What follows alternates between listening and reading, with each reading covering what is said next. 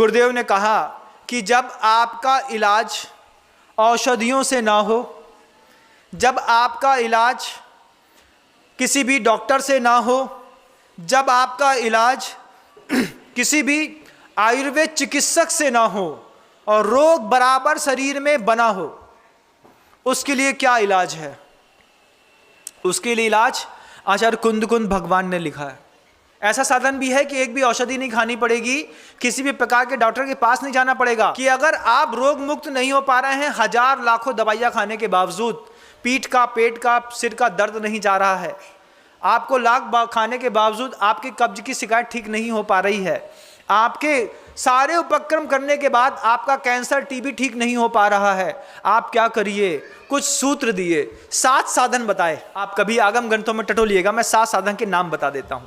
सबसे पहला एक साधन बताया, बिना औषधि के रोग ठीक करने का उपाय गुरुदेव कहते हैं अनशन स्वीकार करो, उपवास। ये भी एक चिकित्सा है, इसमें कुछ खाना नहीं पड़ता, बस किसी चीज को थोड़ा विराम दे देना पड़ता है।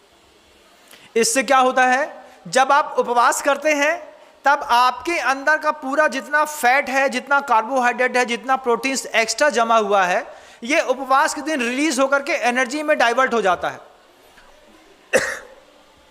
और जब आपके अंदर की कार्बोहाइड्रेट, आपके अंदर का प्रोटीन, आपके अंदर का फैट रिलीज होता है और एनर्जी में डेवलपमेंट होता है, तो उस एनर्जी में बदलने के कारण आपके अंदर के रोग भी धीरे धीरे नष्ट होते चले जाते हैं। महाराज, बहुत चेस्ट पेन रहता है, हाथ में दर्द रहता है, सर्वाइकल की प्रॉब्लम है, बहुत ज़्यादा गर्दन दर्द हो रही है, बैठ नहीं पा रहे हैं, उसका भी उपाय है। गुरुदेव कहते हैं उसके लिए अवमौदर्य स्वीकार करिए, आधा पेट खाना खाने की आदत डाल लीजिए, आपकी पूरी फिजिक का सर्वाइकल अपने आप ठीक हो जाएगा। आधा पेट सहन नहीं होता महाराज जी, तो फिर दर्द होगी। जब आपको पता चले कि 40 की उम्र के बाद आपकी फिजिक में वायु विकार बहुत ज़्यादा बढ़ने लगा है, जब आपको बहुत ज़्यादा गैस्ट्रिक प्रॉब्लम रहती है, हार्ट स्ट्रोक लगता है, आपके हाथ में, दाएं बाएं हाथ में दर्द रहता है, आपकी जांघ मूवमेंट लेना बंद कर दिया है, उसके लिए गुरुदेव ने कहा क्या करें हम? पेट से आधा भोजन आधा पेट कर दीजिए, लेकिन हम ठूस ठूस के कहाँ तक? यहाँ तक भर जाए, अभी थोड़ा जगह है एक रसगुल्ला खाने की और दे दो, खा लिया। अब क्या है, अब जैसे ही वो अंतिम रसगुल्ला पेट के अंदर जाता है, पेट के अंदर का पूरा कंटेंट चुपचाप बाहर आ जाता है। ओवर ईटिंग से भारत में जितने लोग मरते हैं, इतने लोग कुपोषण से नहीं मरते। उसके बाद भी अगर रोग ठीक ना हो तो आपका दिमाग खराब है, उसके लिए प्रायश्चित करिए। कई बार रोग तन में बाद में दिखते हैं, मन में ज़्यादा रहते हैं।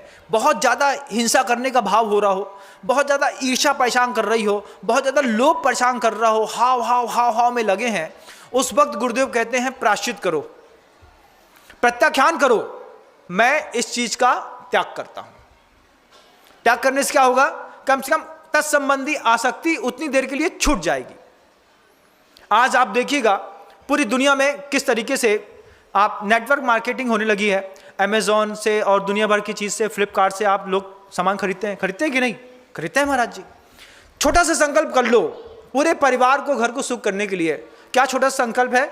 मैं प्रत्याख्यान करता हूं। किस बात का? इस बात का कि मेरे घर से 1 किलोमीटर के डाइस एरिया में जो चीज उपलब्ध होगी, मैं उसको कभी भी फ्लिपकार्ट और अमेजोन के माध्यम से नहीं खरीदूंगा। एक छोटा सा प्रत्याख्यान, आपको पता है ये छोटा सा प्रत्याख्यान आपके साथ साथ सामने वाले परिवार के अंदर भी सुख और शांति लाएगा। बगल में एक रबड़ बैंड बिकती है, आप अपने घर से बाहर निकलना पसंद नहीं करते, आपने वहीं बैठे बैठे अमेजोन में ऑर्डर दे दिया। आप अगर ये प्रत्याख्यान कर लें कि हम अपने डाइस एरिया में जहां भी रहते हैं 1 किलोमीटर तक जो भी चीज दुकान में उपलब्ध है उसको हम ई ऑर्डर से के माध्यम से नहीं बुलवाएंगे।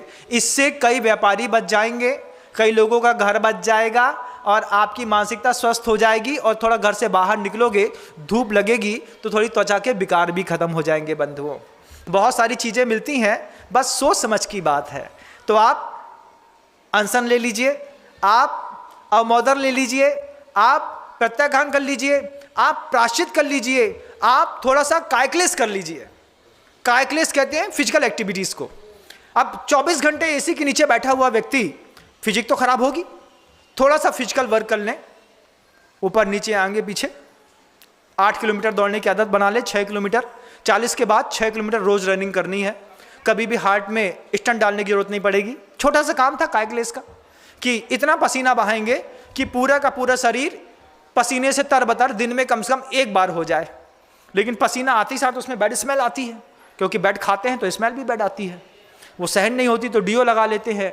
कई लोग तो ऐसे हैं कि नहाते ही नहीं हैं, अभी ठंडी आ रही है, अब 4-5 दिन में नहा लेंगे, हो जाता है। लेकिन इससे आपका शरीर बिगड़ता है बंधु। थोड़ा काइक्लेस भी हो और उसके साथ गुरुदेव कहते हैं थोड़ा सा स्वाध्याय भी हो।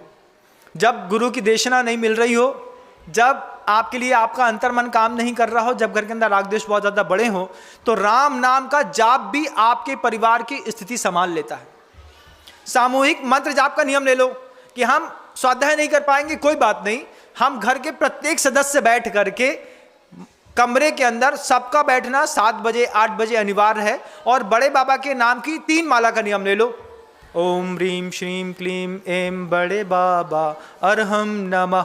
इस नाम की जाप की माला का नियम ले लो। क्या करना है? मुश्किल से 12 मिनट लगने हैं 3 माला फेरने का, लेकिन एकता को ताकत मिल जाएगी। पूरा परिवार एक समय पर एक स्थान पर एकत्रित हो जाएगा। हमारे घर का नियम है कि हमारे परिवार में प्रत्येक सदस्य जब तक 3 बड़े बाबा की जाप नहीं दे देता है, माला नहीं फेर लेता है, तब तक हम लोग कोई नहीं सोते हैं। रात में 10 बजे संयोजना बनाओ, लेकिन घर के अंदर इस बात की संयोजना बनाओ कि हम अपने परिवार में नियम लेते हैं, जब तक 3 माला हम अपने परिवार में सामूहिक रूप से नहीं फेर लेंगे तब तक हम नहीं सोएंगे।